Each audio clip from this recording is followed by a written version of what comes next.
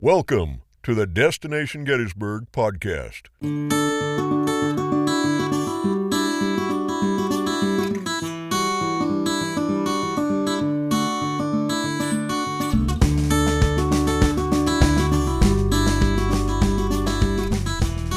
Thank you once again for joining us here on the Destination Gettysburg podcast. I'm Rick Kennis, joined today by three spectacular guests from the Seminary Ridge Museum and Education Center. We are here, of course, to talk about everything you do for the Gettysburg area. So if you wouldn't mind, tell us a little bit about Seminary Ridge. So we are located in the oldest building of the Lutheran Seminary at Gettysburg, which is the oldest continuously operating Lutheran seminary in the United States. And our building was constructed in 1832, and over the last 190 years has served a variety of purposes for the seminary, and is most certainly associated with the first day of the Battle of Gettysburg.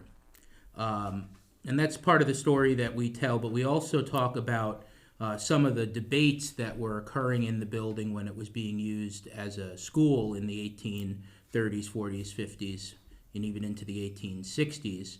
Of course, was used as a hospital, first a field hospital and a general hospital in the summer of 1863.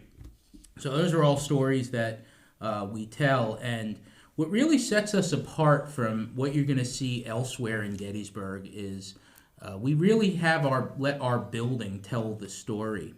And you are walking the floorboards and within the walls of this space where these events actually occurred. There are a lot of times with museums, you have a story and you build the museum around the story that you want to tell. And with us, we had the building, and designers had to figure out what stories that building told. And one of my favorite things to do is to walk through the building and hear the floorboards creak and know that those floorboards have a story. So that we tell a unique story within the Gettysburg landscape, but we're also telling it within this historic building. I don't know if you two want to add anything. Yeah, we find that when people are traveling to Gettysburg, that especially looking for heritage tourism, they want to feel connected. They want to feel a part of something. They want to feel as though had they been in this place at that time, that some story might have been theirs. That's how they feel connected to these things. Representation matters. So we want to tell the story of everybody that was connected to this building throughout its entire history and what many people consider it to be its most important history. Everybody has a story in this building, and we want to be able to make sure we can share that so we can connect to anybody who visits. It is really amazing, that feeling you get when you're standing atop the cupola, mm-hmm. and you can see in all the different directions Gettysburg, and you think back, what is the significance of that location as it relates to General Buford and so forth? Yeah, so the cupola itself, when the building is constructed, is partly an aesthetic feature, kind of a crowning feature at the top of the building, but also there for airflow. It serves a practical purpose for ventilating this large multi-story building to draw heat through the top of the building and cool down the lower floors. But of course, it's most famous for its usage as an observation post for officers of the United States Signal Corps, including First Lieutenant Aaron Jerome, and the man on whose staff he serves, Brigadier General John Buford. And it's that use of the cupola as that observation post for those soldiers before the battle begins, and as the battle opens on June 30th and July 1st, respectively, but also a variety of civilians. The youngest person who is in the cupola is 13 years old, Lydia Ziegler, the daughter of the caretakers of the seminary. And for basically, the better part of 24 hours, there are these multiple people, both soldiers and civilians alike, who are going to that space and getting some sense of what is happening in their surroundings, making key decisions. And today, we can really kind of trace this interest in visiting the cupola all the way back to the immediate aftermath of the battle. It's the nurses who were in the seminary hospital and immediate visitors to the battlefield who are interested in climbing 70 feet up above Seminary Ridge and making some sense of their surroundings. And we can trace that directly to today, over the past 160 years, to visitors who just want to get that view, to put some of those pieces of the battle and the battlefield into perspective, but also to get just the naturally beautiful view that it offers of Adams County and the surroundings, looking off toward the South Mountain Range, looking down toward the town of Gettysburg and the multiple roads leading into the town. So it serves those multiple purposes as truly a unique vantage point. I always like to tell people when I take them to the Cupola that you're standing in one of the rare places on the entire battlefield that you can see large portions of each of the 3 days of battle, but then also one of the rare locations across the entire American landscape on any Civil War battlefield where you have a man-made structure used during a battle that you can access today and make sense of those decisions that are made by both soldiers and civilians alike. And visitors have said it really helps them make sense of the terrain, that they go up there and you frequently hear, oh, now it makes sense, now I understand. People, you can see how close Gettysburg College is to the seminary campus, where Cemetery Hill and Culp's Hill are in relation to the rest of the town. So it is a view that you can't get anywhere else. And you go up on like the Longstreet Tower or the tower on the northern part of Oak Ridge. They're important as well, but this really gives this holistic view of the battlefield, as Codie said, that you can see all 3 days from up there that you can't get anywhere else. It's one of those, like you were mentioning earlier about the stories the floorboards would tell you and so forth. It's in this day and age where there's noise wherever you go, whether it's on your phone or on the computer or whatever it is. That's one place you can go and just kind of stand there, close your eyes for a little bit, and then look out and just kind of imagine what it would have been like all those years ago, 160 plus years ago. It's an amazing feeling that you really can't get from reading a book or pretty much anything except actually being there. Highly experiential, and that the entire museum is. But now, on that note of experiencing things, cool thing that's been happening the past few years, wherever you go, there are escape rooms. You can do any number of different types of escape rooms, but something really unique to Gettysburg and our history is the escape room that you offer right there. Can you tell us about that? I'll start by just where the origins of it were, and then I'll kick it over to Codie, because he was really the mastermind behind the design. But the question is always, how do you get younger people or people who might not be deeply interested in history to want to experience the history, and sort of casting about. I don't even know where the idea came, but I said, escape rooms are big, and I thought, well, we have this historic space that we can close off, certainly not locking people in there, but that we could close off and turn into an escape room. And I went to Codie and said, what kind of story can we come up with? Well, we had the story, but you really pulled it across the finish line. So I'll kick it over to you. Yeah, the origins of the design itself was an intern project, an intern from Gettysburg College a few years ago, and ultimately what we landed on, what he had initially designed, and my colleague Caleb and I took across the finish line, was you're in this historic space, the attic, the most original piece of the building, containing original floorboards that are nearly 200 years old, containing the original base of the cupola, and among other historic features. This is a space that during the battle in 1863 has people streaming through it, Signal Corps officers especially. And so that provides the centerpiece of this. Is you're underneath this cupola where these observations are being made by Lieutenant Aaron Jerome, and you have an hour before Confederate forces will be at Seminary Ridge, and that's the final United States line. The First Corps is about to break, and you have to get a message about a mile away to Cemetery Hill to General Oliver Howard, the highest ranking officer on the field. And you have to find a series of clues, working with actual geographic features, sometimes utilizing actual messages that we can find in the official records. And though there is a fictionalized, gamified approach to some of it, most of this is based in reality, in the history of what is happening at Seminary Ridge late afternoon, July 1st, 1863.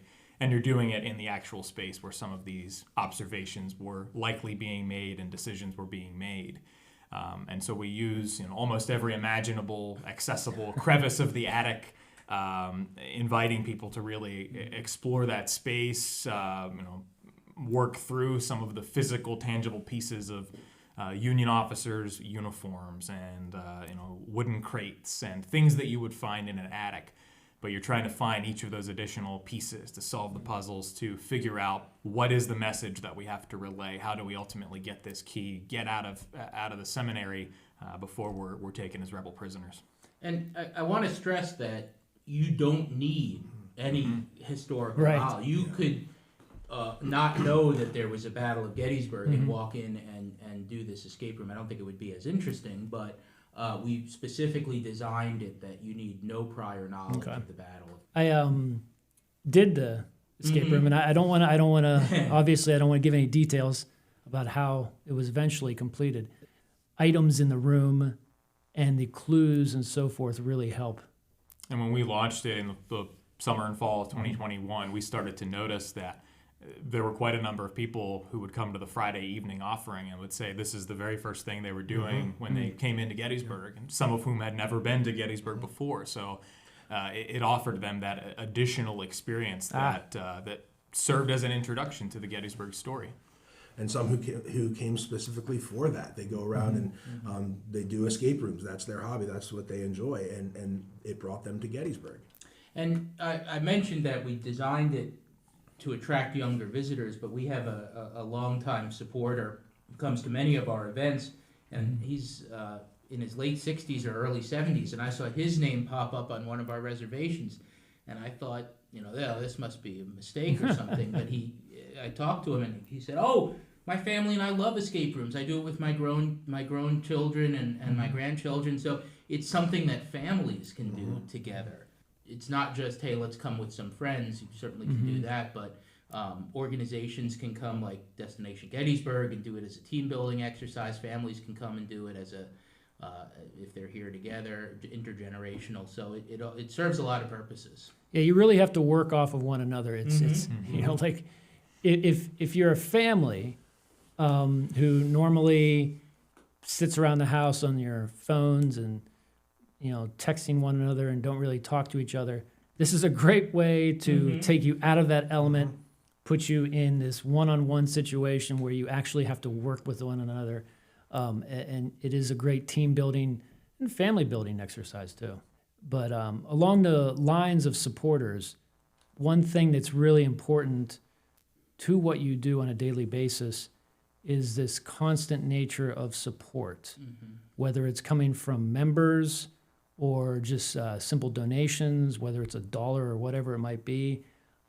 Please tell us a little bit about the reasons why time after time people support Seminary Ridge.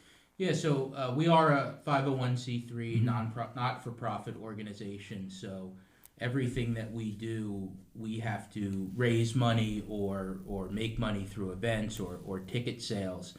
And our members are a tremendous groundswell of support for us.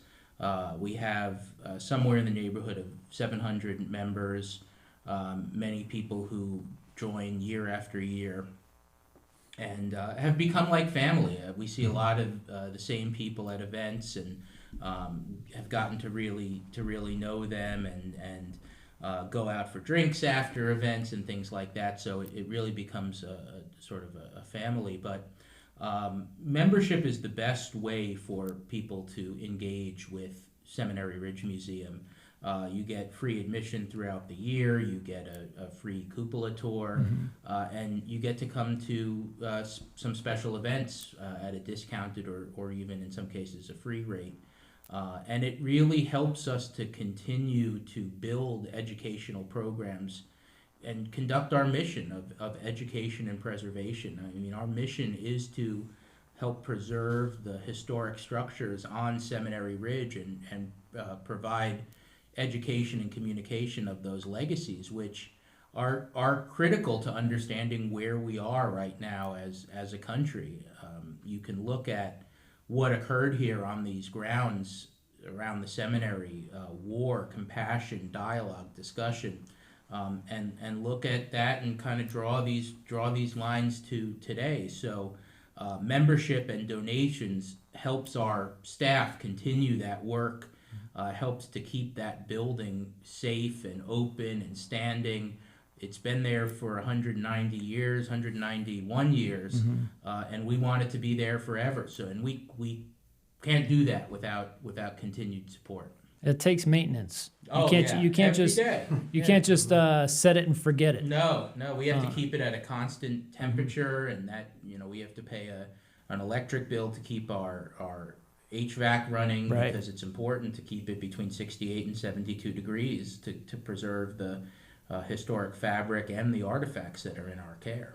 You have a lot of things that people who already love the area can enjoy, but then finding a way to relate that to young minds is always important, because some aspects of the Battle of Gettysburg can be a little too much, but going through your museum, you have aspects of it that appeal to those children who might be coming with their families and so forth.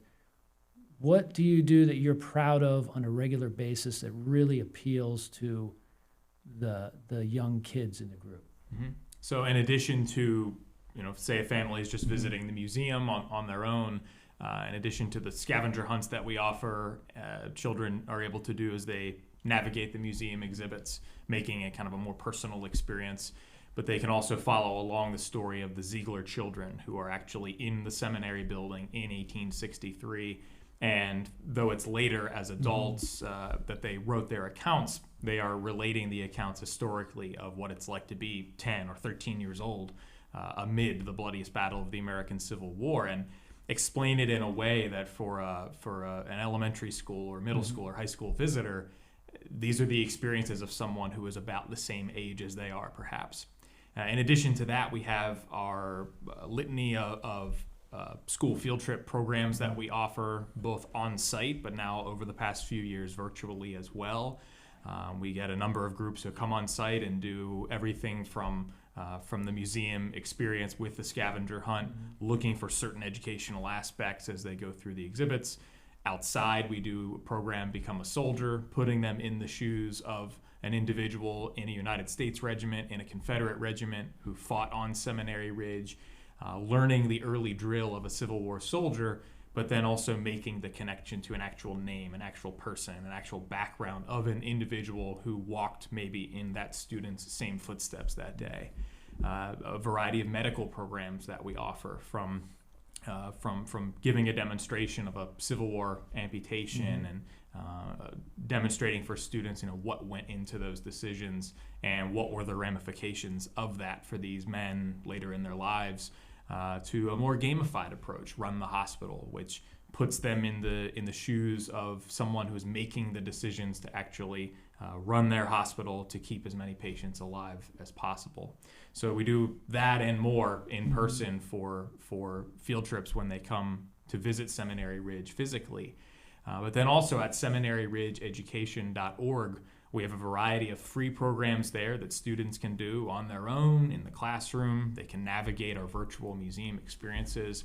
And then educators can also schedule a virtual field trip where we can zoom into a classroom and do many of the same things that they would be able to do in person. But we can do that to any school that has a good internet connection anywhere in the country, really anywhere around the globe. So we have a number of different ways that especially K-12 students can interact with us and can take part in that museum experience in a way that is understandable to them, where they're getting the full story, but in a way that it is more digestible to a younger audience. With the different things that kids can experience, oftentimes a big reminder that it's more than just the battle. There were different roles from different kinds of people, all walks of life.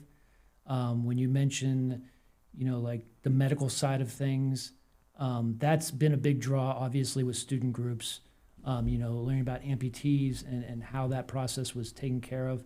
It's eye-opening. If there are people who maybe perhaps homeschoolers might be coming to Gettysburg later in the year, they're planning their trip, they can still get in early on the learning by going to your website, because from time to time there are Zoom learning events that you can do, where upwards of 100 people or so can register for these events and learn something from the comfort of their own home while they're getting ready for their visit to Gettysburg.